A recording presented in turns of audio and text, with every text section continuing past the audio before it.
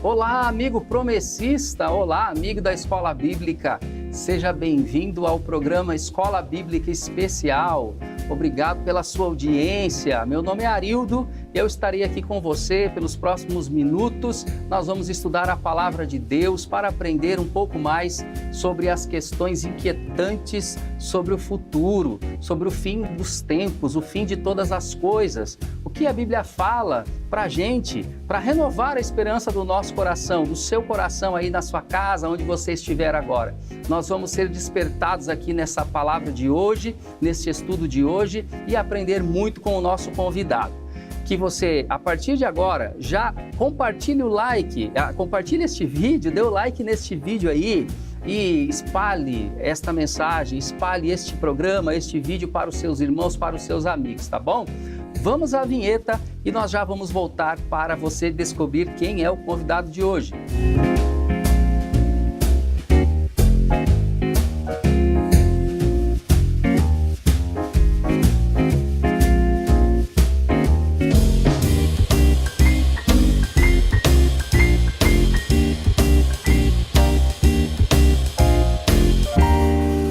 O que é a alma? A alma é imortal? O que realmente acontece com a alma depois da morte? Será que essas crenças populares a respeito da alma, elas são verídicas? Elas condizem com o ensinamento da Bíblia? Hoje nós vamos estudar a respeito da imortalidade ou da mortalidade da alma. Nós vamos aprender aqui que a alma não é imortal. Você vai entender muito bem isso dentro da Bíblia, dentro da Palavra de Deus. E para nos auxiliar neste estudo de hoje, nós temos aqui um convidado que já é da casa praticamente, pastor Matheus Almeida, pastor da Promessa e também professor do CETAP, Centro de Estudos Teológicos Adventista da Promessa. Pastor Matheus, é um prazer tê-lo aqui, o senhor já está participando desse, assim, simultaneamente, né, do programa Texto e Contexto, também falando desse assunto, é uma honra recebê-lo aqui. Verdade, obrigado, pastor Arildo. Para mim é uma alegria estar aqui com os irmãos, podendo participar desse programa tão importante, né, para a nossa denominação e tem alcançado muita gente fora da denominação também, né? Então a gente espera que de fato os temas que estão sendo aqui discutidos possa de fato edificar as pessoas que estão acessando ao canal, né, e que seja bênção para todos nós, né, em nome de Jesus. Amém. O texto base, pastor Matheus, da nossa lição, ele fala assim, em Salmos 6, verso 5, na NVI. Quem morreu não se lembra de ti. Entre os mortos, quem te louvará? A maioria dos cristãos, pastor Matheus, assim, introduzindo esse assunto, né? A maioria dos cristãos acredita que a alma, ela é uma espécie de entidade separada do corpo, do espírito, e que existe uma sequência, uma continuação após a morte. Seja no céu, no inferno, seja no purgatório, né? São crenças que a gente vê aí no popular. Até ateus, pastor Matheus, eles pensam, né? Existe uma pesquisa que mostra que até ateus, eles acreditam que existe alma. Que não crê em Deus, mas crê na alma. Será que é isso mesmo que a Bíblia fala? Será que é isso mesmo que a Bíblia diz, né? Se é a maioria dos cristãos que pensa assim a respeito da imortalidade da alma, por que a promessa, por que a gente pensa diferente, né? Então a gente quer caminhar aqui hoje com o senhor vai nos ajudar nesse estudo. E eu já vou lançar a primeira pergunta aqui para o senhor, para a gente explorar esse assunto, com os olhos no futuro, Qual, pastor Matheus, é a visão predominante entre os cristãos sobre a natureza da alma e como a concepção grega da alma influenciou o pensamento judaico sobre a vida após a morte? Utilize os parágrafos introdutórios, né, do nosso estudo. Sim, isso que você falou é verdade mesmo, né? Quando você vai para as literaturas cristãs, teológicas, inclusive, né, os comentaristas, eles vão nessa linha mesmo de que há sim uma separação, né, entre o corpo e o espírito, a alma, né, que a crença é que nós possuímos uma alma e que de fato quando nós morremos há essa separação, né, essa ideia de uma composição espiritual que sai da matéria e fica consciente de alguma maneira ali com Deus, né. Mas isso é muito perigoso, porque, por exemplo, a gente vai depois olhar para a Bíblia para ver isso, né, com calma, mas a gente tem, por exemplo, o perigo da comunicação com os mortos, que foi condenada pela Bíblia desde o princípio da lei, né? Desde os primeiros textos das Escrituras, Deus ele sempre diz que é abominação o contato com mortos. Mas essa crença, ela ganha, especialmente no nosso tempo, né? Esse significado por causa da carência mesmo, né? As pessoas, quando perdem os seus entes queridos, elas querem ter alguma consolação. Então, de alguma forma, né? Eles buscam esse contato e aí vão em religiões que têm essa premissa, né? Mas esse é um pensamento que está dentro do cristianismo, de alguma forma, né? E eu acho que isso é levado a essas práticas que a Bíblia vai condenar desde o princípio, né? Mas, de fato, você falou dos ateus, né? Tem um censo de pesquisa aqui que é 1/3 dos ateus nos Estados Unidos vão ter essa ideia. É muita gente, né? É muita gente, porque o ateu, via de regra, o ateu não crê, né, em divindade, não crê em espíritos malignos, mas tem essa ideia, pelo menos de 1/3 deles, que acredita na vida pós-túmulo ali, né? Além do túmulo ali, né? Mas será que é isso que a Bíblia vai ensinar pra gente? Quando a gente olha para o Antigo Testamento, a gente não tem essa visão, né? Essa ideia, ela não é comum no Antigo Testamento. Tanto que a maior parte aqui da visão que a gente interpreta como... A gente usa o Novo Testamento também, mas a base está no Antigo Testamento, né? É Salomão e outros que vão mostrar com clareza para nós que não existe contato nenhum. Não é possível uma pessoa, após a morte, ter consciência, ter contato, ter planejamento, enfim. No Antigo Testamento, então, essa ideia aqui, ela não é... Ela é estranha, né, para a época do Antigo Testamento. Agora, no período aqui da literatura, né, entre o Antigo e o Novo Testamento, que a gente chama do período intertestamentário, né? Nesse período aqui, né, entre o Antigo e o Novo Testamento, que a gente tem o Império Grego, especialmente, né, que ganha uma prominência, né? A gente tem Alexandre Magno, que vai ser um grande influenciador, e aí essa ideia ela é mais comum entre os gregos, e aí isso vai influenciar o pensamento judaico. Inclusive, o Império Romano ele influencia todos os pensamentos da sua época, né? Sim, predominava, né? Predominava. E aí vem, né? Então, é uma crença comum, inclusive, na época de Jesus, né? Entre os judeus. E aí, depois a gente vai olhar para um texto aqui que Jesus vai utilizar, inclusive, essa crença deles aqui para ensinar outras verdades, né? Sim. Mas é uma concepção que está presente nos textos apócrifos, né? Que surgem justamente nesse período, onde não tem um profeta mais, né? Falando em nome de Deus ali para exortar o povo, para orientar o povo. E aí surgem vários textos que nós não consideramos como textos inspirados, né? Pelo Espírito de Deus. Eu ia até lhe pedir para explicar para o ouvinte, para o telespectador que está lá em casa, que seriam esses textos apócrifos, né, que a lição aborda isso especificamente, né? Essas literaturas, né, inclusive desde o período intertestamentário e no tempo de Jesus mesmo, né? Sim. São aqueles livros a mais que a gente vai encontrar, por exemplo, na Bíblia Católica, né? Inclusive os próprios católicos vão entender também e considerar eles como não inspirados, né? Pelo menos uma parte dos teólogos católicos consideram. Mas eles são livros relevantes para a história, porque eles vão contar os períodos da história e a gente considera toda essa história, mas como eles não são inspirados por Deus e não são tidos como Bíblia, né? Não fazem parte do cânon. Não foram aceitos pela igreja, pela própria igreja, né? Naquele período, como escritura, como palavra de Deus, diferentemente da escritura que a gente tem, dos evangelhos e que a gente tem na Bíblia até hoje, né? Sim, é isso mesmo. Então, essa é uma das bases, mas tem outras bases, e aí dali surgem, né, todos os comentaristas, né, e teólogos, estudiosos, a partir desse período, eles vão considerar essa visão, essa crença. Mas se você for olhar para a Bíblia desde o Antigo Testamento, a gente não tem essa ideia, né? Essa ideia de que há uma alma dentro de nós e que ela se separa de forma consciente, né? Então, aí acho que é importante a gente examinar mesmo, né?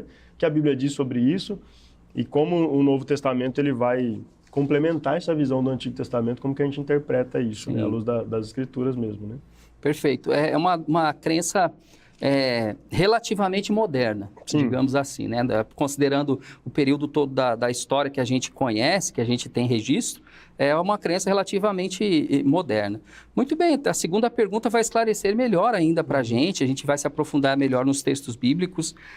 Você que está em casa, continua acompanhando esse estudo, porque assim, como o pastor Mateus disse, ele mexe com muita gente, né? É um assunto muito importante, porque conforta o coração quando a gente pensa que um ente querido, alguém que você perdeu, quem sabe, ele tem uma outra chance após a morte, uma outra chance de salvação, uma outra chance, enfim, de bem, né, de benefício, enfim, de salvação.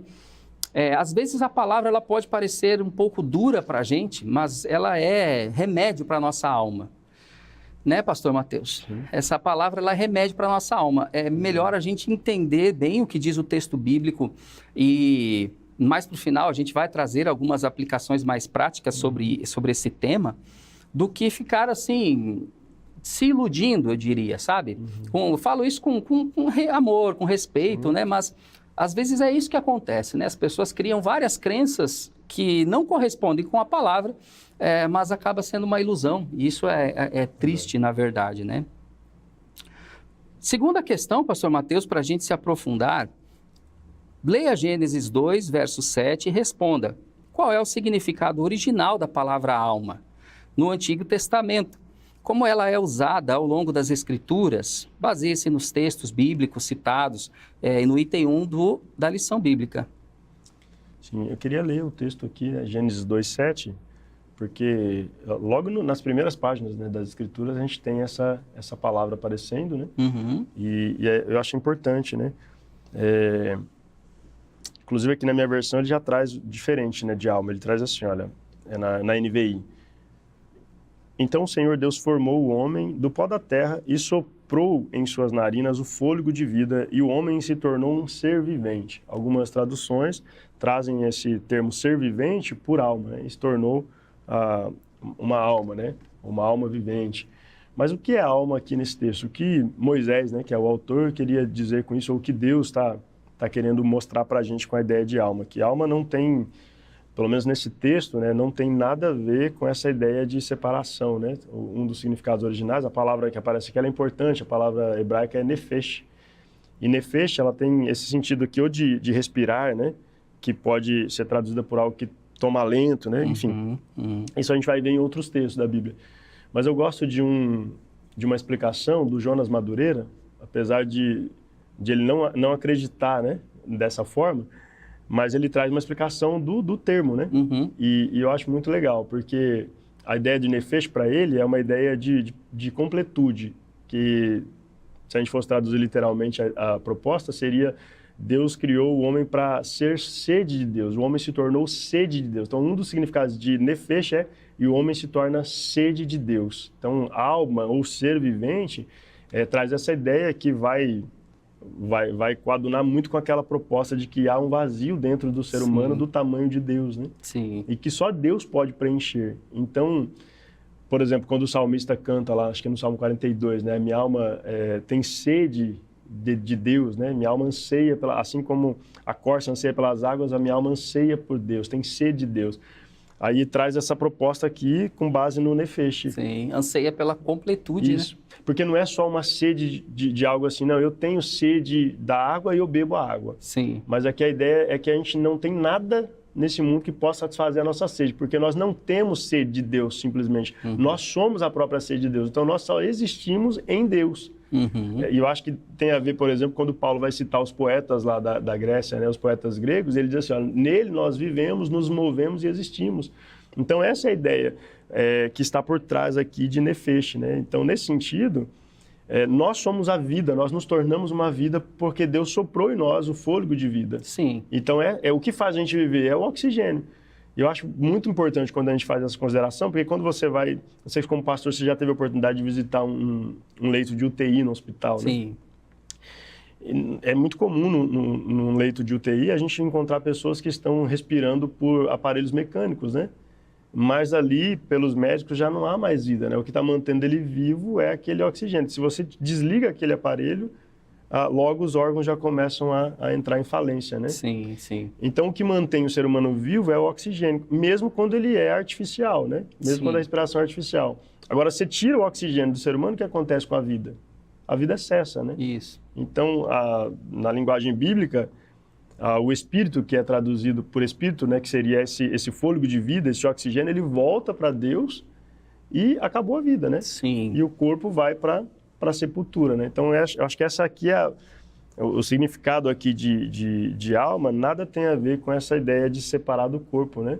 Porque quando a gente vai olhar e vai se aprofundando aqui nos textos, a gente vai ver vários exemplos, né? Vários exemplos de alma sendo tratado como vida mesmo, né? É a completude, né? Sim. Então, seria essa alma vivente, não há essa possibilidade de ser algo independente do corpo ou ser algo independente do espírito também, né? Tem gente que... E isso, pastor, até chega a ser comum, né? Infelizmente, assim, eu já ouvi em alguns lugares, dentro da própria promessa, assim, mas graças a Deus pelo nosso estudo, né, de hoje... essa ideia, né? Porque já vem de uma ideia antiga de corpo, alma e espírito. Corpo, Sim. alma e espírito. Então, as músicas às vezes falam disso, talvez até pregações falem disso, a respeito dessa tricotomia, né? Então, Sim. a gente não crê nem, assim, para quem se aprofunda um pouquinho mais, nem na tricotomia, nem na dicotomia, né? Sim. Mas sim nesse conceito, se podemos dizer assim, de completude, de alma vivente, né? A alma pode ser, então...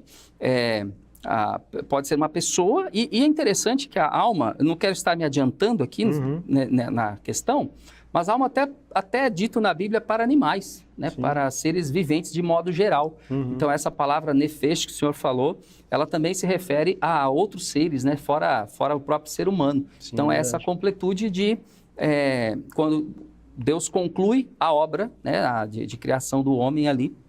Então, esse ser, ele passa a ser alma vivente. Então, quer dizer que todos nós somos uma alma, pastor. Não temos uma alma, somos uma alma. Somos uma alma. Inclusive, quando a gente vai para o Novo Testamento, né, que é escrito em grego já, com a influência desse pensamento do Império Grego, mas a palavra que é usada para descrever a alma é psique, em grego, né? E psique...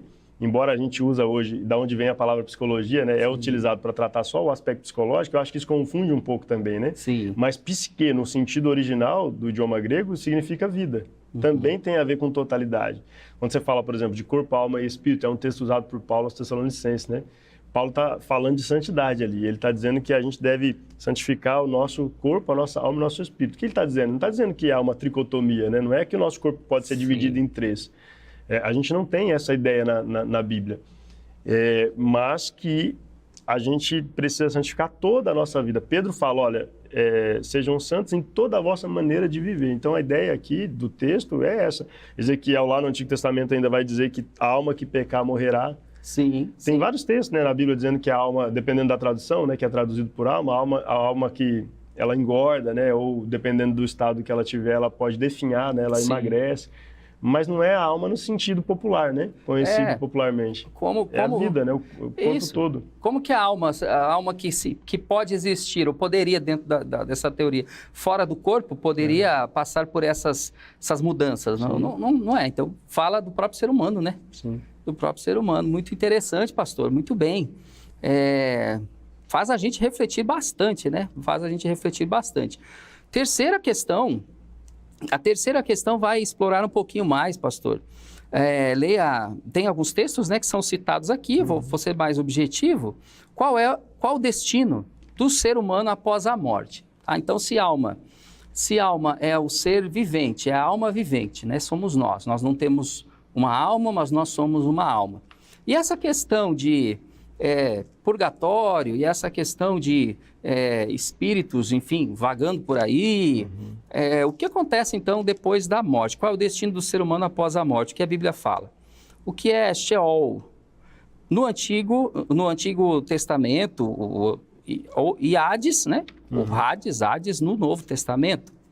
Como esses termos são interpretados em relação à morte? A alma é imortal? Então, pastor, são várias perguntas em uma só, né? Qual é o destino do ser humano após a morte, pastor? Se quiser repartir aqui. Sim, vamos lá. Eu queria ler um texto que eu acho importante, que é o texto de Eclesiastes 9. E a partir do verso 5 aqui é um dos textos que, para mim, quando se trata desse assunto, é um dos textos mais claros que a gente vai encontrar na Bíblia, né? Por exemplo, ele vai dizer assim, olha... O Eclesiastes 9, verso 5. Pois os vivos sabem que morrerão, mas os mortos nada sabem. Para eles não haverá mais recompensa e já não se tem lembrança deles.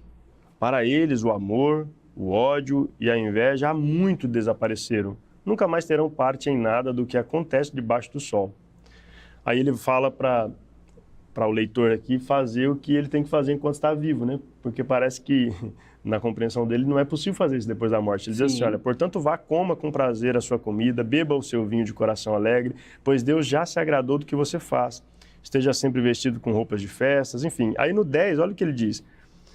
O que as suas mãos tiverem que fazer, que o façam com toda a sua força, pois na sepultura, para onde você vai, não há atividade, nem planejamento, não há conhecimento nem sabedoria. E aí são vários os textos, né, na Bíblia.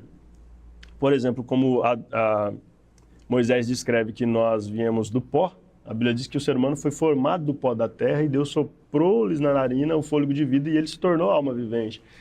Aí você tem Jó falando que ele veio, né, do pó e para o pó voltaria. Né? Então, nós temos essa compreensão muito clara, né? Nós voltaremos para o pó após a morte, imediatamente. Né?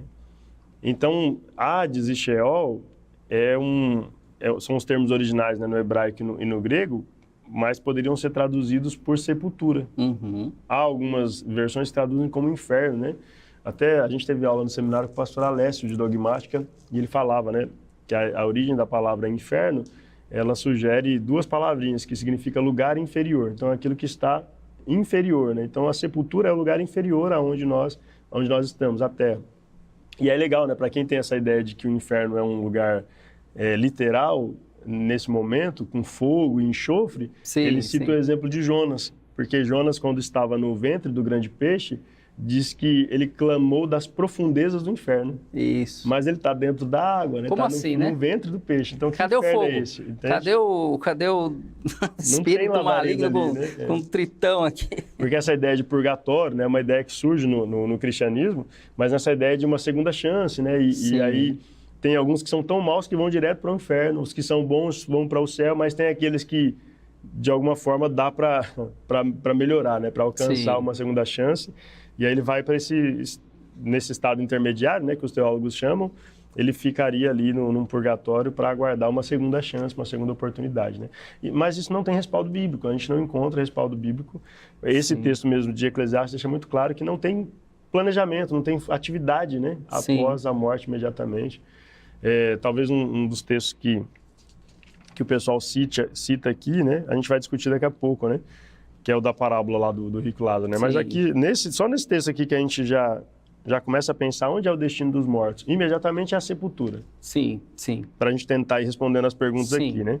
Então, o significado de Hades e Sheol, no Antigo e no Novo Testamento, é sepultura. Sim. Ou, se você quiser falar inferno, tudo bem, mas é nessa compreensão de que é a sepultura, é um lugar inferior. Pois é, isso está cercado por crendices populares, né? Sim. É por isso que quem está assistindo a gente tem que ficar com a Bíblia. Fica com a Bíblia, estuda a Bíblia, porque assim, todas essas questões que envolvem céu, inferno, anjos também, não é o assunto hoje, mas anjos e seres espirituais, claro que anjos existem, óbvio, a gente crê nisso, mas eu digo assim, adoração aos anjos, né? Adoração, porque o anjo isso, o anjo aquilo, e é anjo para tudo que é lado. Então, assim, há crendices populares em torno desses assuntos que a gente precisa tomar cuidado, né? Precisa tomar cuidado para ficar com a Bíblia, abraçar a Bíblia, entender a Bíblia. E não são coisas complexas, difíceis de se entender, né? São coisas até que a Bíblia, como nesse texto que o senhor citou aí, ela é muito clara, né? Muito clara falando esse princípio. Após a morte, nós somos destinados à sepultura, né? Então não há de cara aqui, é claro, como eu costumo dizer, esse nosso momento aqui é um resumo ainda, né? É um resumo, é claro que muito mais pode ser explorado, mas aqui é um resumo desse ensino. Então, sendo objetivo, é a sepultura, né? O inferno poderia ser equiparado aí à sepultura na Bíblia. E aí o finalzinho dessa questão diz como esses textos são interpretados, né, em relação à morte e finaliza, se o senhor quiser complementar, a alma é imortal? Como que a gente entende melhor essa questão? Sim. O pessoal não interpreta do jeito que está descrito, né? Vão, de fato, entender que que a alma não é mortal, que ela é imortal e vai para esse estado intermediário, né? Mas é muito claro. Só o texto de Eclesiastes, que para mim ele é muito claro e é cheio de significado. Então, a gente pode dizer com certeza que a alma não é imortal, né? Nós cremos na mortalidade da alma, porque a alma somos nós. Sim. Nós não temos, né? Você já disse isso aqui, mas é bom frisar, né? Nós não temos uma alma, nós somos uma alma. Para a Bíblia, nós somos a alma vivente. É só a gente voltar de novo para o texto das origens, né? Em Sim. Gênesis. O ser humano a composição do ser humano é pó da terra mais fôlego de vida igual alma vivente, né? Então essa é a composição, barro mais oxigênio, lógico, num processo criativo, né, de Deus, um negócio que é sobrenatural, né? Sim. Né? Não adianta você pegar um boneco de terra e soprar nele, Não vai ter né? jeito. É o fôlego que vem de Deus, ele é a fonte da vida, De né? fato. Então é ele quem gera a vida em nós.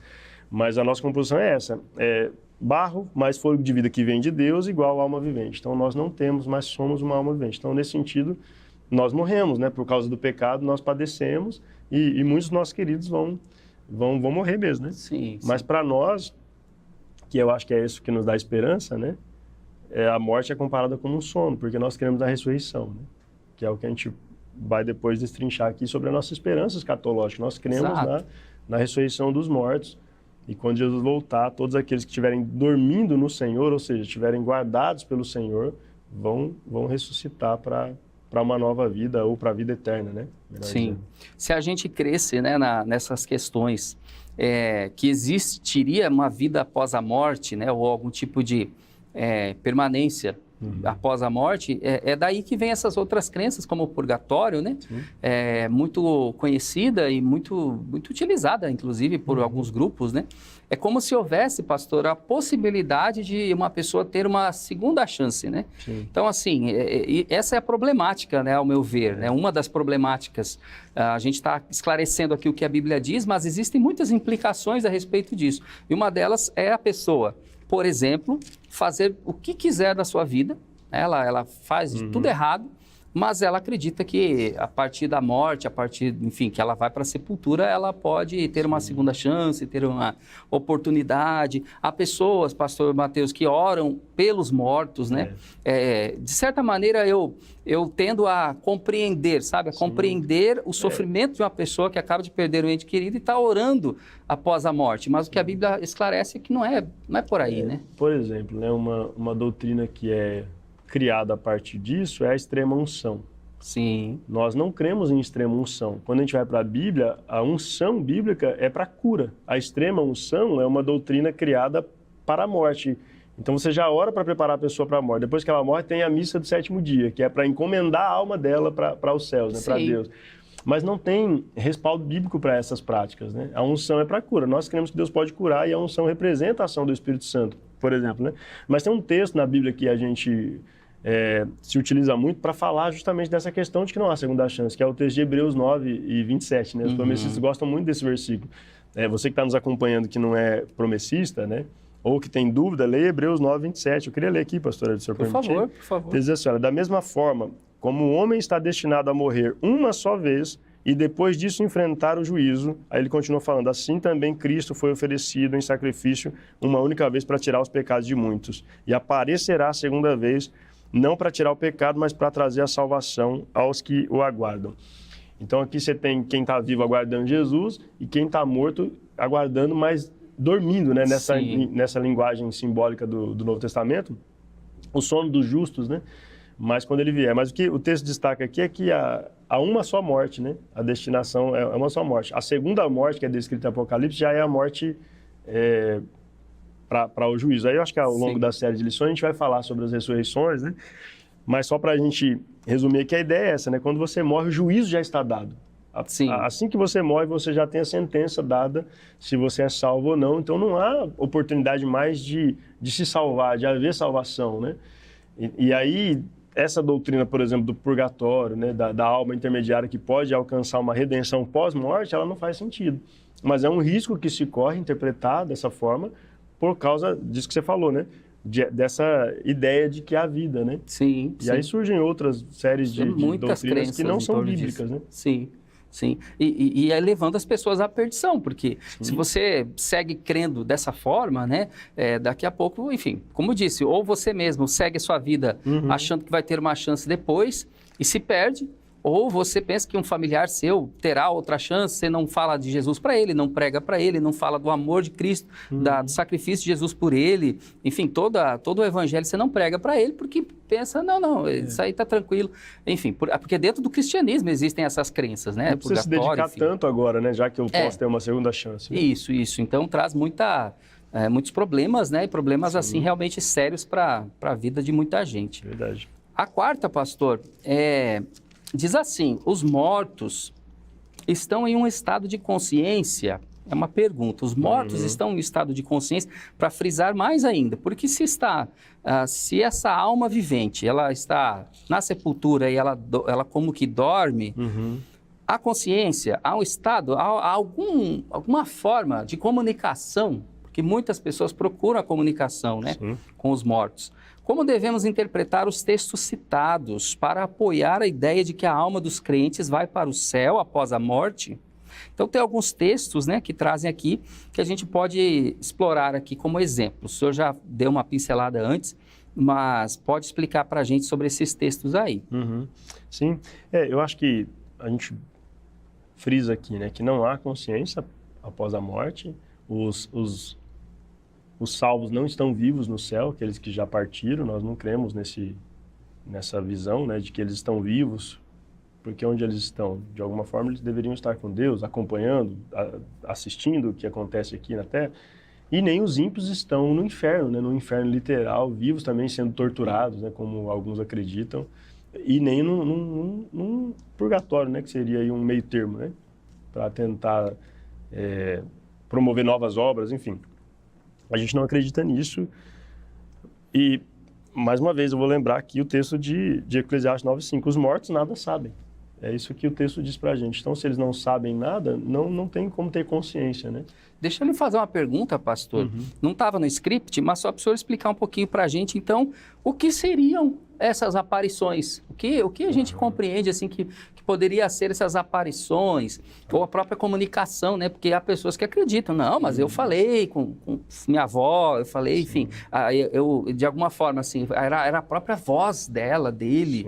Então, há essas questões, né? Então, de onde que vem isso? Nós temos, por exemplo, eu não vou me lembrar agora o texto, mas no Antigo Testamento a gente teve uma aparição dessa, né? Que apareceu para o rei Saul, se eu não me engano, né? Sim. O profeta Samuel, né? Com a necromante lá. Isso, ele foi tentar um contato lá e aí aparece o profeta Samuel para ele, né?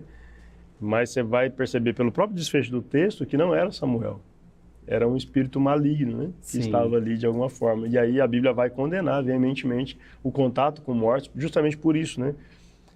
Gente, o inimigo, ele conhece as nossas fragilidades. Então, é óbvio, né, que quem acaba de perder... A gente teve um velório recentemente na igreja agora de uma pessoa muito querida, que estava há muitos anos enferma, mas que foi muito querido, foi muito triste, né? Então, o inimigo conhece a fragilidade do ser humano e ele sabe que a gente sofre. E quem é que não sofre por perder uma pessoa tão querida, né? Sim. Só que ele se utiliza de estratégias para confundir a gente. E uma das estratégias ele pode fazer isso. A Bíblia diz que ele pode, inclusive, se transfigurar em anjo de luz, né? Sim. Então, tomar a forma de alguém, de um ser humano que já morreu, não é muito difícil para o inimigo. E com as próprias características dessa pessoa, como a voz, como aparentemente lembranças, né? Mas só eu e ela, só eu e ele sabíamos, ninguém mais sabia. Poxa, mas assim, existem, os seres espirituais estão aí nos acompanhando, a gente acredita nisso. Para nós que acreditamos que o inimigo é um ser astuto, né? Que existem anjos caídos, eles estão ao derredor, inclusive dos cristãos, né?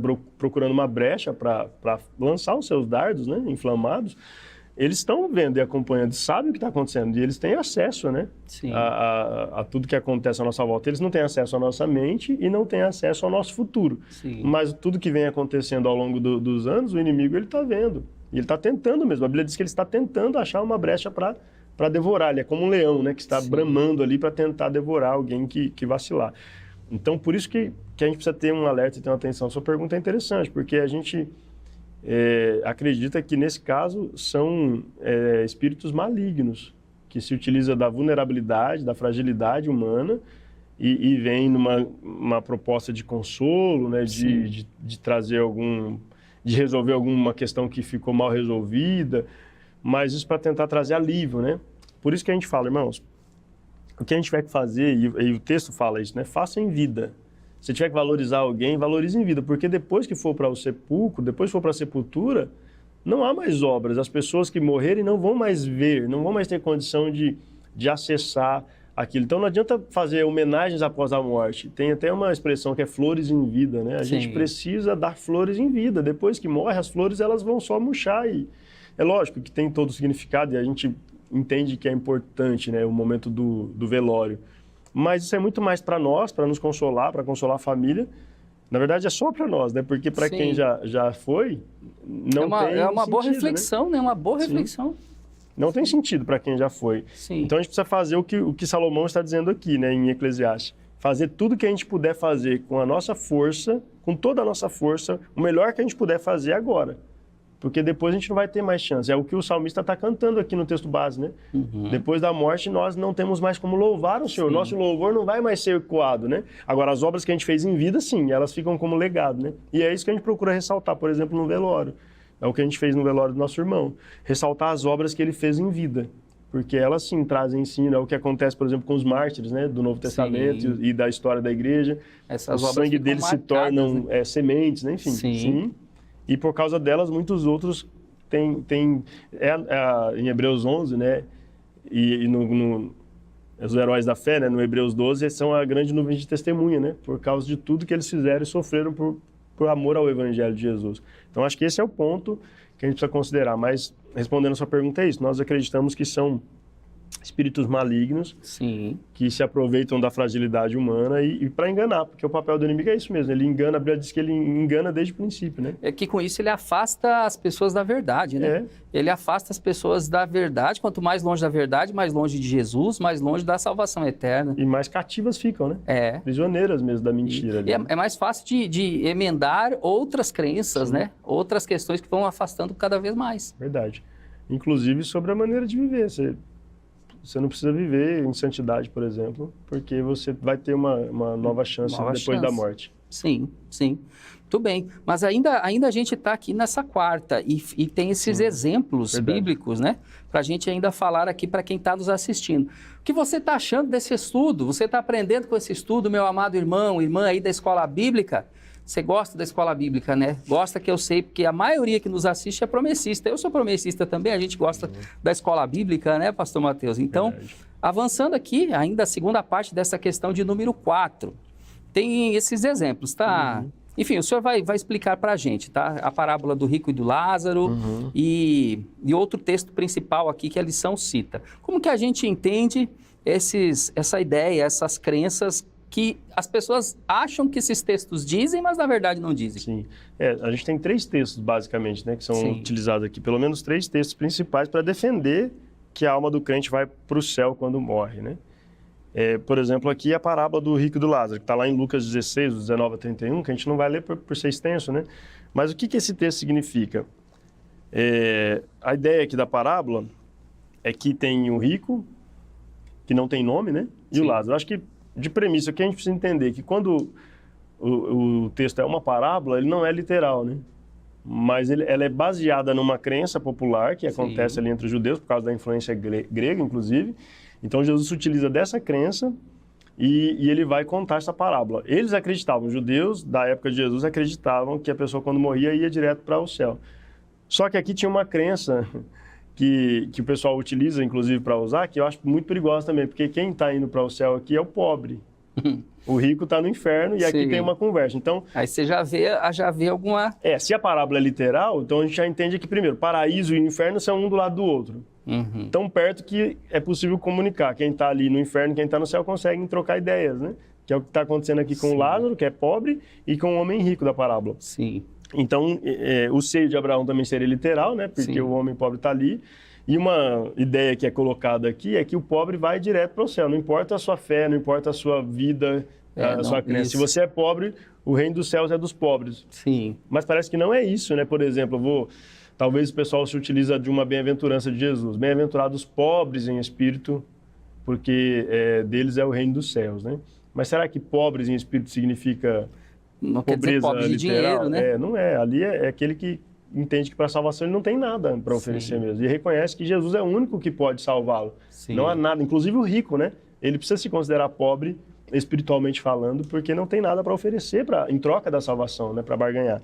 Por isso que não dá para entender como literal. Exato. Se for entender como literal aspectos da parábola, né, enfim, considerando que não fosse uma parábola, não, é literal. Então tem que considerar outras coisas que não fazem sentido, né? Sim, é isso aí. Porque o que é explicado aqui, porque o homem rico era avarento, ele não foi para o céu, e o Lázaro, porque era pobre, foi, né? Na verdade, Jesus estava contando essa parábola aqui para combater mesmo a avareza, né? E especialmente ali dos judeus que criam assim, né? Que entendiam isso. E ele fala isso, por exemplo, sobre o jovem rico, né? Em outro texto que ali é literal, mas ele vai mostrar que, de fato, ele pede para o homem vender todas as suas coisas, ele tem dificuldade, né? Mas o próprio Jesus está dizendo que para Deus nada é impossível. Para o rico ser salvo, ele não pode confiar na sua riqueza, mas em Deus, através de Jesus Cristo, que pode salvá-lo. Então, esse é o grande ensinamento, né? Mas, enfim, só da gente entender, isso aqui já seria importante para a gente saber que a salvação é por meio de Jesus. Mas tem um outro texto, né, como 2 Coríntios 5:8 e Filipenses 1:20 e 24, né, que vão...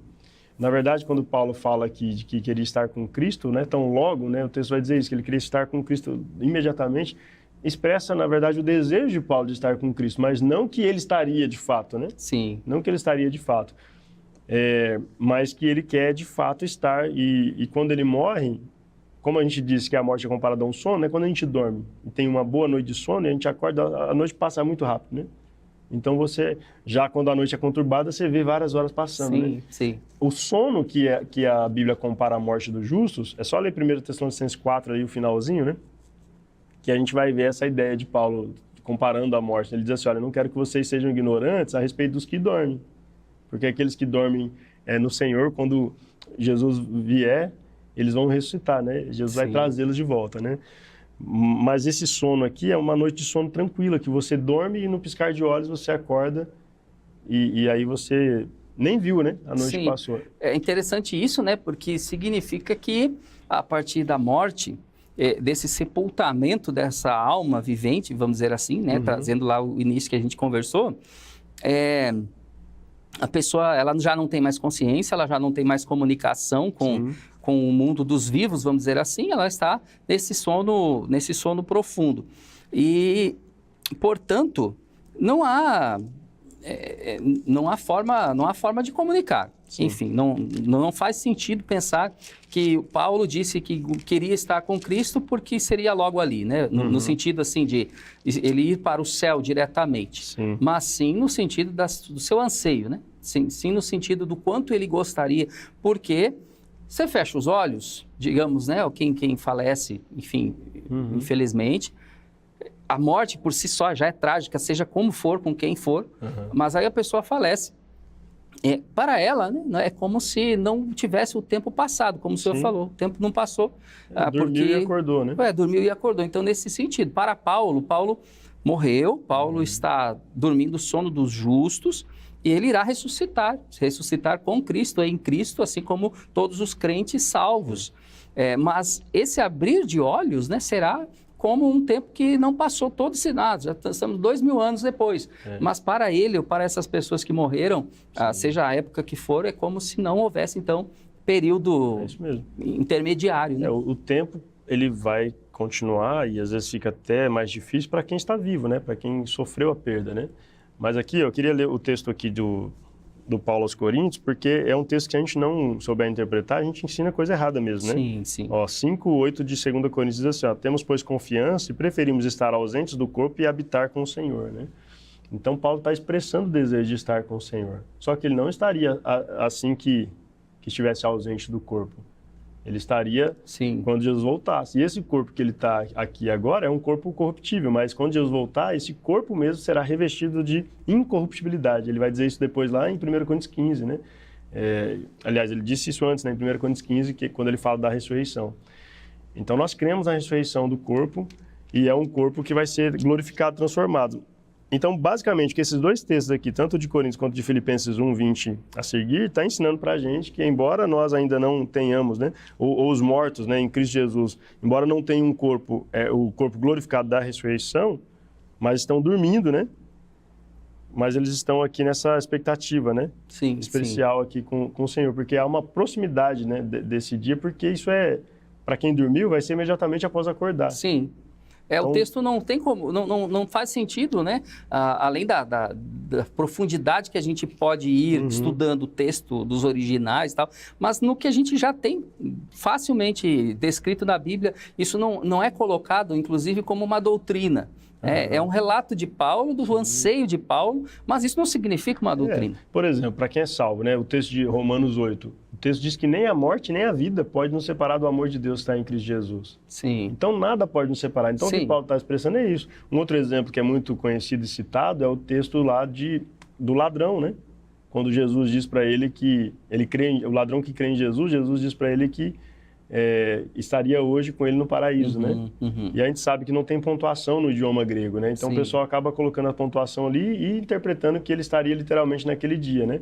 Mas nem Jesus, né? Nem Jesus estava no paraíso naquele dia. Ele ficou 3 dias e 3 noites no seio da terra ali, na sepultura, Exato. Né? Então o que Jesus está dizendo para ele é que ele estava assegurado, né? Assim como todos nós que estamos em Cristo Jesus, quando morrermos, se permanecermos em Cristo até o momento da nossa morte, crendo em Jesus, nós estamos assegurados, né? Então, nós estamos assegurados no paraíso. Jesus assegurou isso para o ladrão da cruz e assegura isso para nós também, né? É pela fé, né? Amém. Pastor Mateus, graças a Deus, graças a Deus. A lição traz uma segunda parte, você que está em casa, com os pés no presente, Eu quero refletir contigo rapidamente sobre esses pontos aqui. Olha só. Diz assim, já que aguardamos pela ressurreição, vivamos em santidade. Esse ensino que você aprendeu hoje, essa palavra, irmão, irmã, que você aprendeu hoje, ela mostra para a gente que não há segundas chances após a morte. Que a nossa alma, seja para a salvação ou seja para a condenação, no momento do falecimento, no momento da morte, nós sendo uma alma, não há chance. Então, o tempo de se santificar, o tempo de buscar a Deus é hoje, não é amanhã, não é depois. E há uma trágica reflexão, ao ponto de, se pensarmos que hoje pode ser o meu último dia, a gente fica assim, um pouco chocado, quem sabe. Pessoas fiquem chocadas. Poxa, mas será mesmo? Eu não vou ter mais nenhuma chance? Então, se santifique hoje, essa é a palavra do Senhor para nós. Busque o Senhor hoje, tá? Sabendo que não há segundas chances ou estados intermediários. A palavra do Senhor é clara sobre o quanto a gente precisa se aproximar de Jesus, ser a imagem de Jesus, buscar ser a semelhança de Jesus, e assim nós nos santificaremos. Mas esse não é um trabalho para depois. Então, deixo o meu incentivo para você, estudante aí da Escola Bíblica da Palavra do Senhor. A santificação é hoje, porque hoje nós aprendemos que não há chances após a morte. Tá? E outro ponto que nós temos aqui é para vivermos com esperança. Outra reflexão prática. Já que aguardamos pela ressurreição, vivamos com esperança. A morte, essa sim é o estado temporário. Os salvos em Jesus, eles morrerão. Há muitos servos de Deus que estão no pó da terra, mas eles ressuscitarão, assim como eu e você ressuscitaremos em nome do Senhor Jesus Cristo, pelo mérito de Jesus, pela salvação de Jesus, não por nossos próprios méritos, não por nossas próprias justiças ou que nós achamos que somos ou fazemos, não, fazemos, trabalhamos para o Senhor, nos santificamos, mas o mérito ainda é de Jesus Cristo, e esse dia chegará em que o seu corpo corruptível, o meu corpo corruptível, ele será incorruptível. Essas doenças, essas dores que você sente, que nós sentimos, elas cessarão, elas acabarão. E isso não somente na morte, mas na ressurreição, quando você receberá um novo corpo. Hoje não foi exatamente o nosso assunto, a questão da ressurreição do novo corpo, mas a palavra é clara em mostrar isso para a gente aqui. Então, que a sua esperança se renove, que você seja restaurado nessa esperança, porque o seu corpo, você sendo uma alma, você será restaurado quando o nosso Senhor Jesus Cristo voltar. Há esperança no futuro. Você vê, você olha para os lados, você olha para as coisas que estão acontecendo, parece que é só tragédia, mas se você tem Jesus Cristo na sua vida, se você teve um encontro com o Senhor, se foi transformado, convertido, teve o coração mudado pelo Senhor Jesus, você foi resgatado.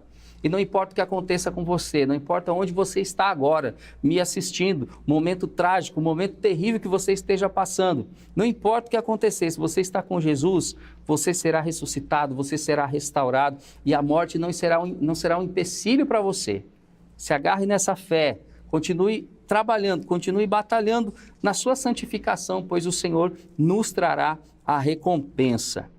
Agora você vai ficar com um vídeo da missionária Célia, um momento especial que ela vai trazer para você um desafio para a vida relacionado a este tema que nós estudamos hoje.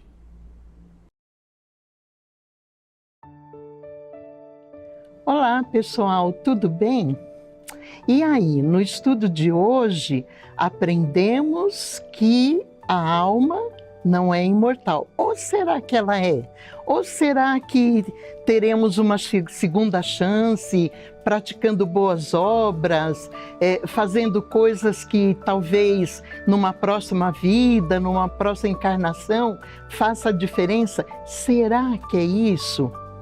Bom, no estudo de hoje você foi desafiado a entender que através da palavra de Deus, a Bíblia não ensina assim, né? E aí eu quero saber de você. Você entendeu o estudo de hoje? Conta para mim a sua experiência. Assim como eu contei a semana passada a experiência de uma pessoa, eu gostaria de contar a sua também. Escreve aí nos comentários. Vai lá no Instagram também, na nossa página lá da Escola Bíblica, e coloque lá qual é a tua experiência, você entendeu, você tem dúvida, precisa de ajuda? Eu quero contar a sua história também, tá bom? Um abraço, até a semana que vem.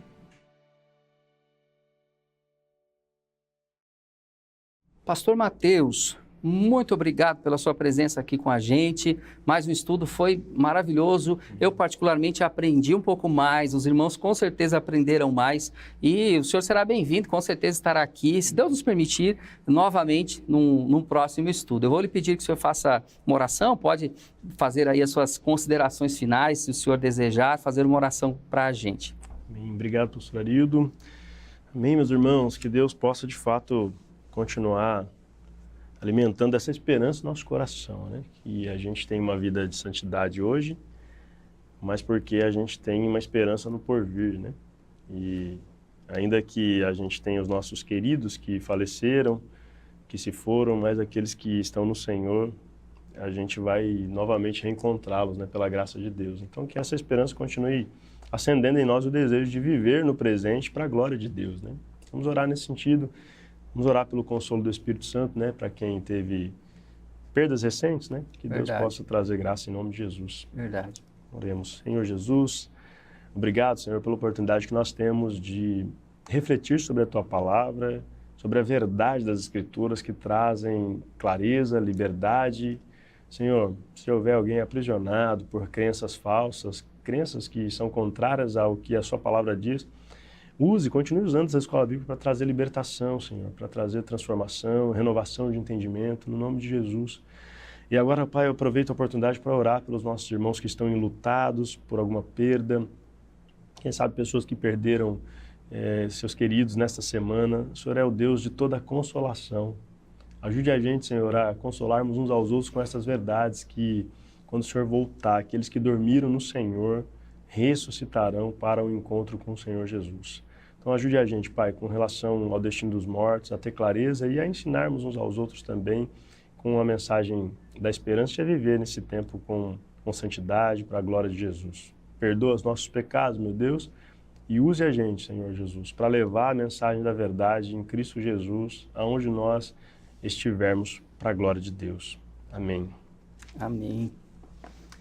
Acabou. Mas na semana que vem tem mais.